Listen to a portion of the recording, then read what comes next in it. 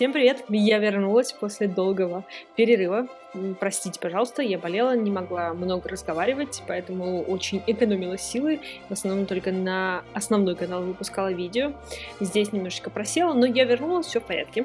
Так вот, сегодня мы будем строить базовый домик для челленджа 100 детей. То есть, когда ваша мамочка только селится, только начинает, собственно говоря, искать себе первого партнера. И я постаралась сделать этот домик максимально комфортным именно для начала, но в принципе потом можно его разрастать, этот домик, так сказать, и делать более комфортным. Но все самое необходимое там, конечно же, есть для жизни и для первых деток, которые уже появятся.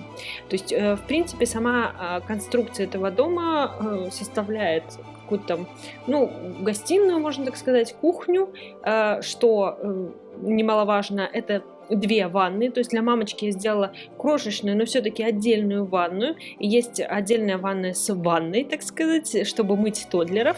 Есть кухня отдельная, а также выход через кухню в садик, потому что садик, скорее всего, у вас будет. Это очень хороший источник дохода. А также есть детская комната отдельная.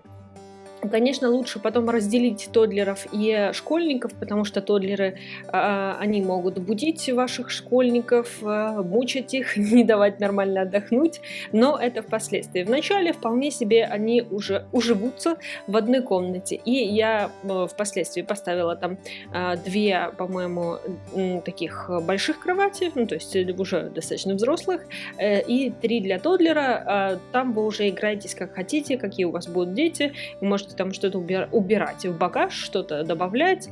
Это уже по тому состоянию, в котором у вас будут дети, которые будут жить в этом прекраснейшем доме.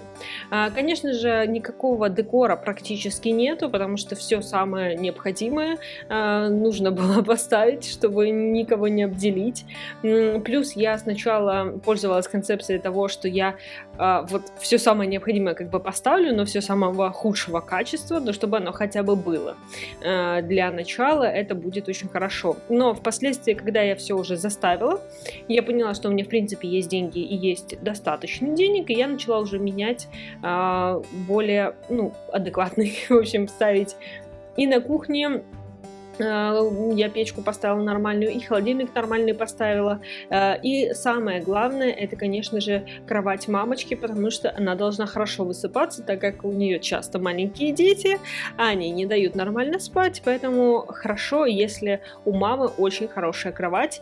Вы, кстати, обращайте внимание на то, что есть кровати дороже, но они дают меньше как бы сна и отдыха и так далее, то есть по наполнению ваших потребностей СИМа они дают меньше, но почему-то стоят больше. Это очень странно всегда было для меня, поэтому я всегда могу выискать более дешевую кровать, но которая лучше по своим параметрам. И также я, в принципе, ко всему отношусь, то есть, когда вы начинаете, шиковать не стоит, конечно. Какие-то там вещи покупать, которые, в принципе, особо не нужны, не несут функциональной необходимости, не стоит, хотя я, конечно же, наполнила кое-чего там, добавила, но большое спасибо, конечно, эко-жизни, которая нам добавила шкафчиков, всяких полочек за супер низкие цены. В общем, очень мало симулировок они стоят, 10-20 все это стоит.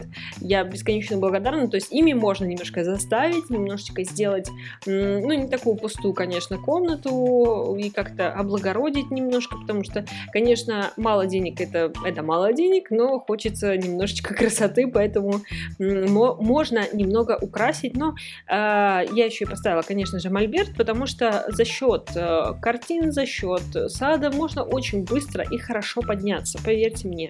Если вы будете достаточно хорошо прокачивать вашу мамочку, вы не будете забывать про сад, вы будете, когда будете ходить на свидания в какие-нибудь другие города, поискивайте там какие-нибудь растения хорошие, на ярмарках тоже бывают иногда растения, вот их тоже заводите, цветы очень хорошо идут, они, кстати, иногда цветы дороже идут, чем какие-то фрукты экзотические даже.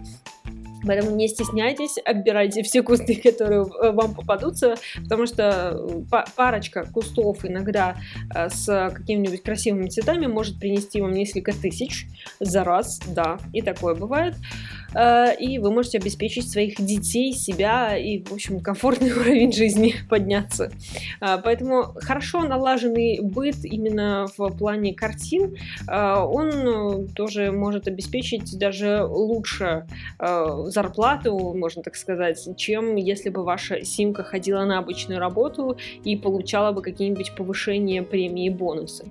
Так что, в принципе, этот домик такой себе стартовый, он построен за 20 тысяч, мне кажется, там есть все самое необходимое для того, чтобы начать. Я его уже даже немножечко обжила, чтобы понять, все ли функционирует. Да, все функционирует, все, ко всему можно подойти, везде все комфортно, детки размещаются. Единственное, что я очень люблю, конечно, ставить большой замок, большой домик, который, ну, игрушечный, потому что там сразу 2 тоддлера могут играть, и там старший может подойти.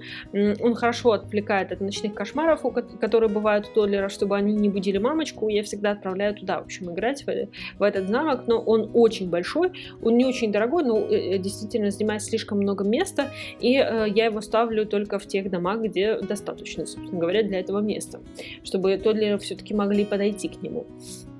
Так что на этом все. Я надеюсь, вам понравилось, вы почерпнули какие-нибудь идеи. Подписывайтесь, ставьте лайк. Приятного просмотра!